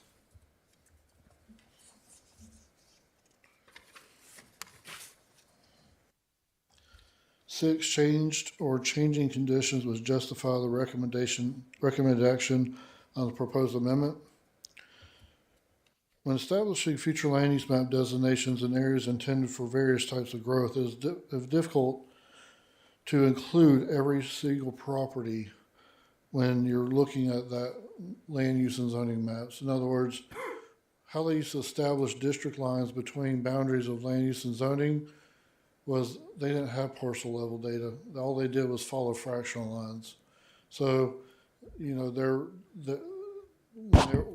when they typically drew these in the past, these lines were arbitrarily drawn along fraction lines. They didn't take a lot of consideration into the existing uses like of an area. If they had an area they designated that they saw in their growth plan, if their growth plan said that this was an area designated as industrial, well, they had to cut it off somewhere. But they didn't look at parcel level detail when they were doing those maps back in the late 80s, early 90s. They were just following fractional lines. And that's kind of what you have here.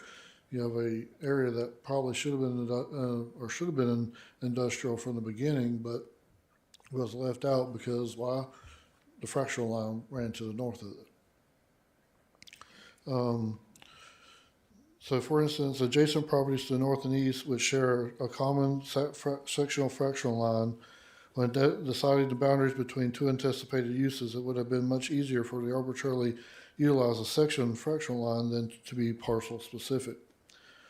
While district boundaries are generally intended to encompass all areas foreseen and to be utilized for specific purposes, not always does it happen. So as time dictates, that's why you have land use and zoning amendments, because those lines are arbitrarily drawn, typically on fractional lines. And as time changes, that's why you have land. If land use and zoning was not meant to be fluid, then we would not allow for land use and zoning changes. We would just say, you know, you are what you are. But it's recognized by the state and local governments that there's a reason and a purpose for land use and zoning amendments. So as time happens, developments happen, through these documents, the land use and zoning maps are changed to accommodate future growth. And such has happened with the subject property. As all industrial land use has been brought up and utilized, it has become natural progression and a logical pattern of development to amend the future land use map of the subject property to industrial. Further, the city of Lake City is severely lacking in industrial zoned lands. It was only a matter of time before the subject property would naturally become and be utilized for industrial purposes. Number 7, the impact of the proposed change upon living conditions in the neighborhood. As previously mentioned, the subject property is over a quarter mile away from any residential subdivisions or neighborhoods. These subdivision neighborhoods are currently adjacent to existing industrial uses. The industrial uses that existed well before the residential uses. Therefore, the residential uses in the area knew about the existing industrial uses and the land use prior to establishment of the residential use. There's a term in planning and legal called coming to a nuisance. In other words, if an incompatible use were to be established after the existing use, which may be considered a nuisance, then the incompatible use that came in after the nuisance would have no claim or argument against the prior existing nuisance, such is the case with any residential uses within the area. And to address your staff's comment about the proposed living conditions, amending this property to industrial does not affect the living conditions of the neighborhood. In fact, assigning a land use and zoning does not affect their property one bit, nor any other property, for a matter of fact. That's enough. Go ahead. So, again, signing a land use and zoning does not burden anybody. But what it does is it allows the applicant to subsequently be able to apply to seek uses and industrial uses. Now, when you deal with industrial uses, if you look under your land development regulations, it says all uses that are compatible with the light and industrial warehouse district. And then under special exceptions, it lists a bunch of different uses. Now, those uses listed under the special exception might affect neighboring property owners, and I'm not going to deny that. But that's why they're special exceptions. That's why they have to go back before this board and meet a certain criteria, which honestly, even myself couldn't get up here and say that they would meet.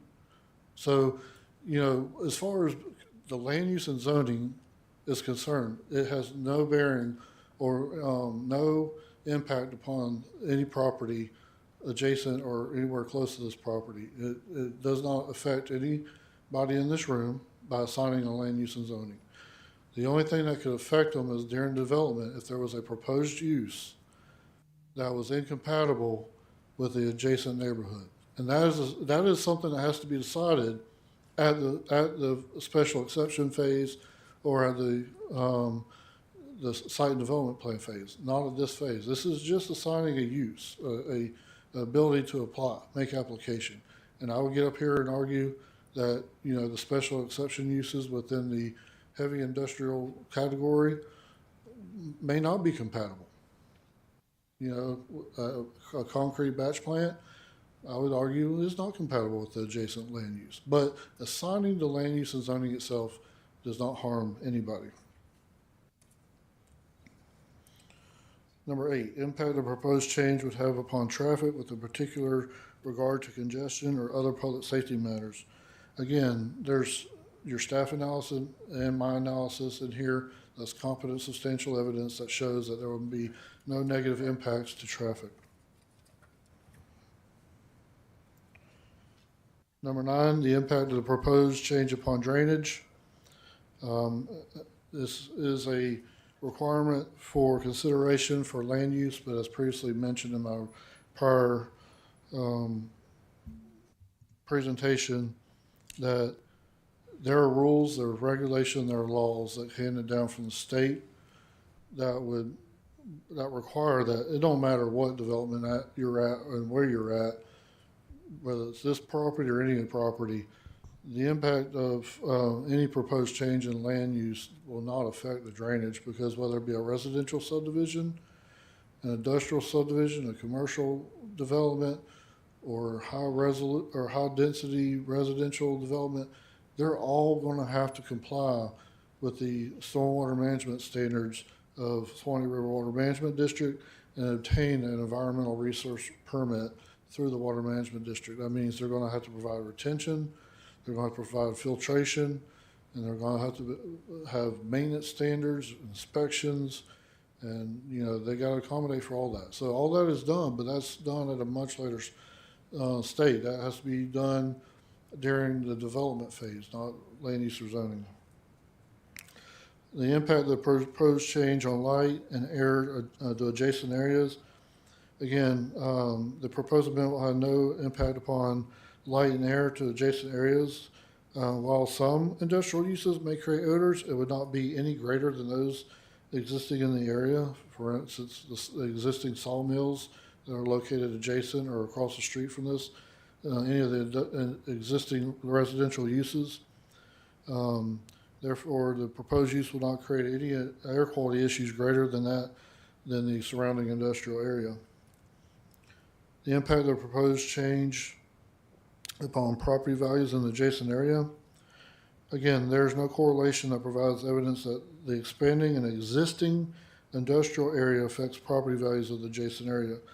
The industrial land use and existing industrial land uses already exist in the area.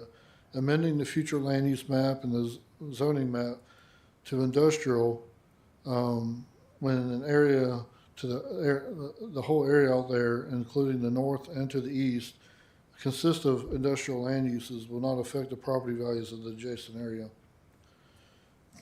Number 12, the impact of the proposed change upon improvement or development of adjacent property in accordance with the existing regulations. The proposed amendment from a residential land use to a industrial land use and a rural residential zoning to an industrial zoning will not impede development on adjacent properties. However, not amending the future land use and the zoning to industrial could impede a development on the subject property, since the residential development is not the most conducive use for the subject property. Number 13, granting of special privilege to an individual owner in contrast with the needs of the overall public welfare. Again, anybody in the city is more than welcomed and has the same privilege as this applicant to apply for whatever land use and zoning they desire. 14, substantial reason why, if any, the property cannot be utilized in accordance with existing zoning. The subject property is immediately adjacent to industrial zone lands to the north and east. To the south, you have agriculturally zoned properties. The existing land use is not more, the existing land use is more conducive for industrial than residential. And currently have industrial uses that are sandwiched, or industrial uses to the north and ag to the south of this property. And you have this isolation district of a residential district between industrial and agricultural. So the logical pattern of development would continue the industrial, which is more compatible with industrial uses than the residential. The impact of the proposed change with regard to the scale of needs in the neighborhood or the city. As previously stated, the city is severely lacking in industrial zone lands. The proposed amendment would provide much needed industrial property for industry, job growth, and quality of life. Number 16, the availability of alternate adequate sites in the city and districts readily permitted such use. The subject property is adjacent to existing industrial uses. It'd be illogical to create a random pocket of industrial in lieu of expanding existing industrial. In other words, this is already in an area of industrial, is in an area that has been identified as industrial. It is logical to expand existing industrial areas versus creating new or pockets of industrial areas. So therefore, there is no other logical site available as an alternative. And that concludes my presentation. Again, thank you for your consideration. Mr. Stubbs, are you moving your application with all of the addenda into the record? Yes, sir. All right, thank you.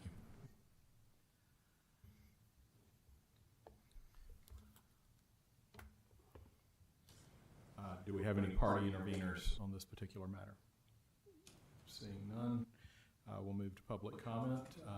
As we did last time, if members of the public who wish to comment on this could step to the podium, say your name and address, and Mr. Thomason, if you can keep time for us, please. Hi, my name's Julie Bassett. You said address too. 335 Southeast Price Creek Loop, Lake City, Florida. Once again, I don't want to repeat everything. Y'all have heard it. But this applicant has given us a term. Well, I want to give him one since he's a real estate broker. The term is caveat emptor, buyer beware. This legal principle translates to let the buyer beware and means buyers are responsible for checking the quality of goods or services before they purchase them. They should know the zoning. They should know the land use. They should know the comprehensive plans, because we did when we bought our property. He wants to imply that because there was industry on State Road 100 before we bought ours, that we don't have a right to make sure our voice is heard now. Well, that's just not true. We knew exactly what was there. We knew the airport was there. We knew that mobile home industries were on State Road 100. That didn't prevent me from saving up and buying my 1 acre lot in 1997, just 7 years out of high school. I bought my lot. I paid cash for it. I bought it. I had the plans, house plans for my house on my wall on a picture framed, and I prayed that the Lord would let me build that house one day, and he did. I built my house. It's right across from Price Creek, right across the road. It's a beautiful creek. It has a tributary that comes from this parcel down to Price Creek, less than 300 feet from my house. I love that creek. I've played in that creek. I don't want pollution coming down into my creek. I really don't. I love my home. These real estate brokers, they don't live in this area. They don't live beside Price Creek Road. They live somewhere else. They knew exactly what they bought. That is exactly why we do have land use plans. That's why we have comprehensive plans, that we have zoning to protect us as buyers so we know what we're buying. Could they be fluid? Yes, but with a due process, not with just coming in and annexing after the county has turned it down 3 times with all of this public input back then. How many times is it gonna take for them to get the message that is not what Columbia County and Lake City wants in this area? We have a North Florida mega industrial park. It is 5 miles away from this location. It's an approved U.S. Opportunity Zone within the North Central Florida Greater Jacksonville region. It benefits from being in a Florida Trade Zone number 64 to Jacksport. Roadways. Its locations boast direct prime footage on U.S. Highway 90, is enhanced with the convenience access to major roadways, including Interstates 75 and I-10. It's within 60 miles of ports. DOT put in a rail spur across US 90. How many tax dollars are we gonna have to pay to provide prime location for industry that this community wants when these people want it in our location by our homes? They're planning, thank y'all for your volunteer time. What you're doing is to protect our community. I appreciate what you do, and I appreciate you hearing us. Thank you very much. Thank you.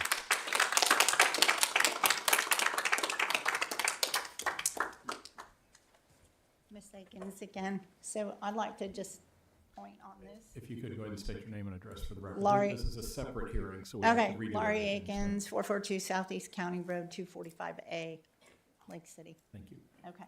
So can y'all still hear me? So he's talking about what's west and what's east, and he's saying that, industrial is north of it. But over here, this is residential. This is all residential over here. He's saying that this isn't. He's misrepresenting the truth. And the truth is that these are all homes. Okay, this is not industry here. Industry's way up here, up the road. That's where the industry is. It's not down here. And this right here, all across here, this is our darn farm. This is a farm that 110 acres. He has 110, 111 acres. Ours is why is his 100 acres more important than our 100 acres? And guess what? That farm, it's been there way longer than those 1960s residential areas. Tell the truth. If you're gonna come up here and address this board, you tell the truth. These are homes. This is residential. This is residential. This is agriculture. Oh, this over here to the east, that's industrial? Yeah, it is. 1970 EPA contamination site still can't be used. That's what industry has done. So pardon me and pardon us if we don't buy into it's gonna be fine, we're just gonna put a little industrial here. It won't be like those other places. That's baloney. We've heard it before. 1970, that's the contamination site. Okay, but all this is not all industrial. It doesn't just magically fit in because one side has industrial. That's baloney. That's baloney. And you'll answer for that to the Lord Almighty. Amen.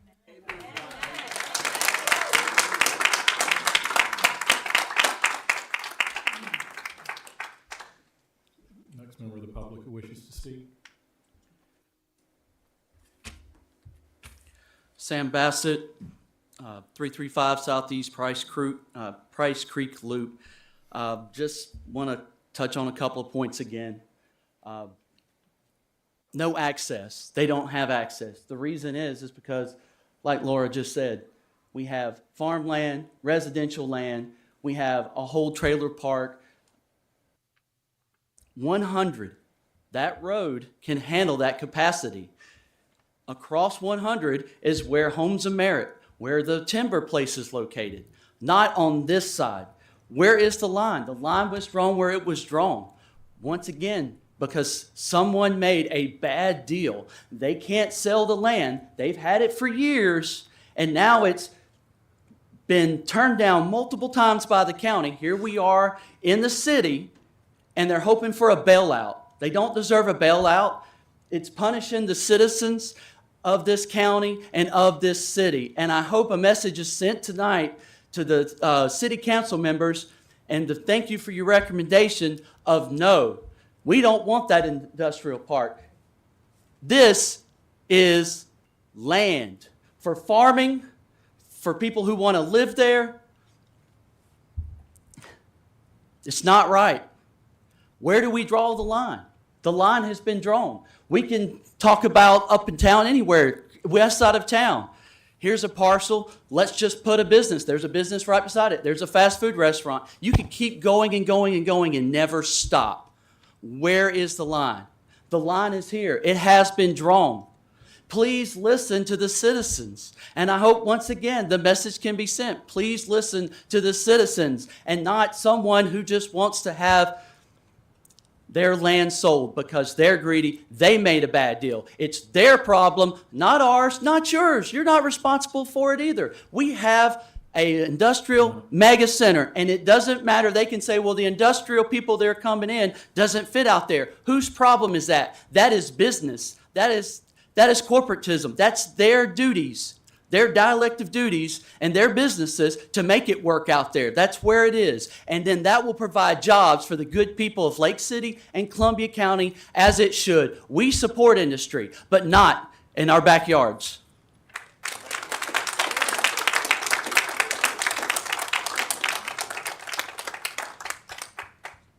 Are there any other members of the public who wish to speak? No? Anyone else? Going once, going twice. All right, closing public comment. At this time, the applicant can respond, cross-examine, offer cross-examination. Good evening. Again, lot of testimony by the public. And again, none of it was competent, substantial evidence that can be considered in the decision-making by this board. You have the competent, substantial evidence that's been provided to you through the data analysis, comprehensive plan analysis, section 15.2 analysis, and all the other data that has been provided by me and your staff. And I, again, request that y'all would recommend approval. Thank you, Mr. Stubbs. Mr. Benderson, any response or cross-examination on the part of the city? Okay. At this time, the board, Madam Chair, may ask any questions of any of the presenters, the applicant, the city. Anyone have questions? Okay. Seeing no questions, at this time we'll move on to final arguments and comments. Mr. Stubbs, you would go first, or you can waive it, up to you. All right, so Mr. Stubbs is waiving. Mr. Benderson is waiving. This time, the decision of the board should be based only on the evidence presented by sworn witnesses. In addition, the board may make its recommendation to the city council after taking into consideration those matters listed in section 15.2.2 of the city's land development regulations.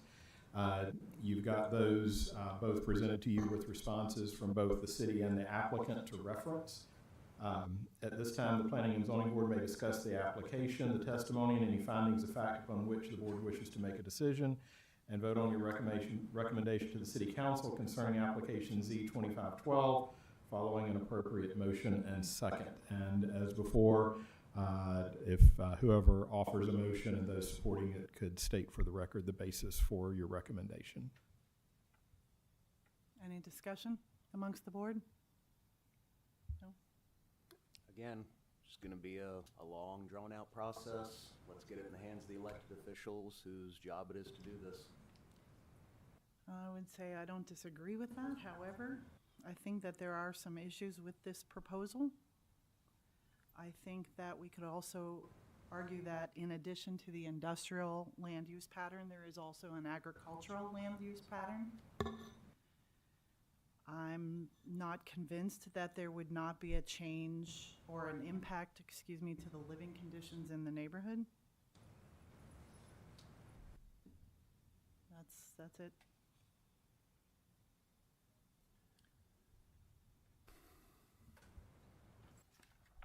Nobody else?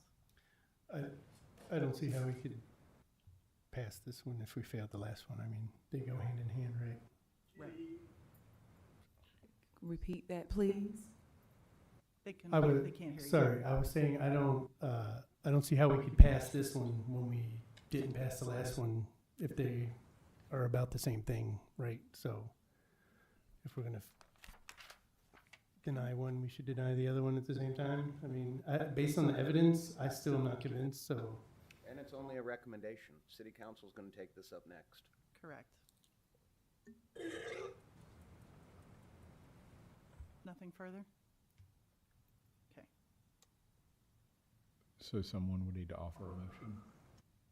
Do we have a motion from the board?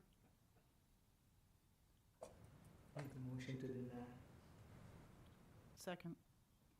And Madam Chair, if I could just make inquiry, the basis for your recommendation of denial, the two bases I've heard are the conflicting land use patterns, industrial versus agricultural patterns, and then changes to living conditions in the neighborhood. That's correct.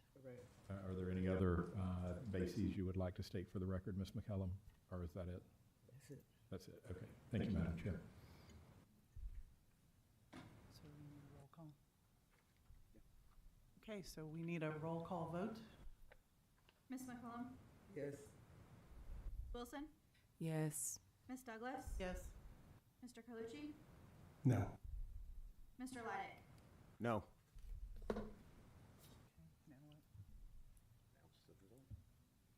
Okay, so we have a majority vote denying the proposal, the application, recommending denial of the application. All right, thank you, Madam Chair, and you may resume the course of the agenda.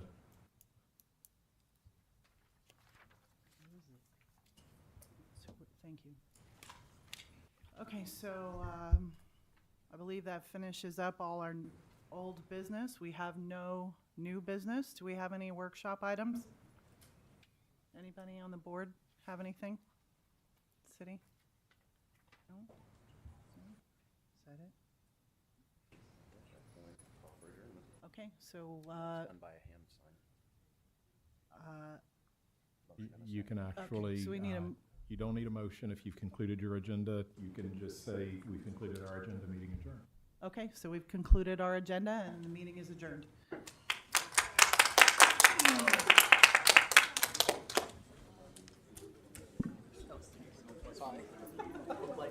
We also have additional business before other boards, so if you guys are clearing the room, please do so quickly. Let's go home. I got hungry.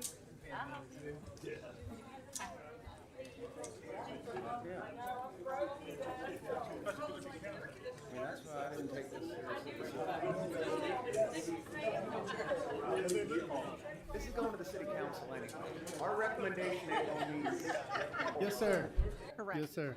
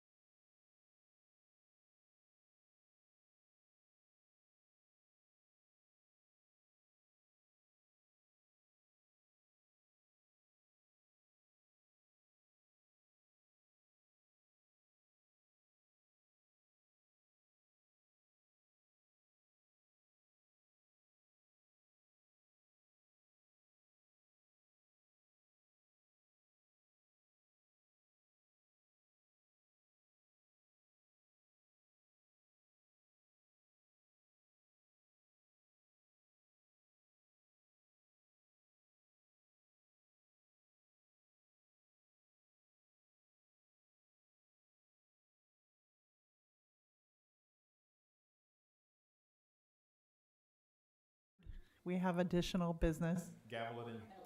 So Have a good night. call this meeting of the Board of Adjustment to order.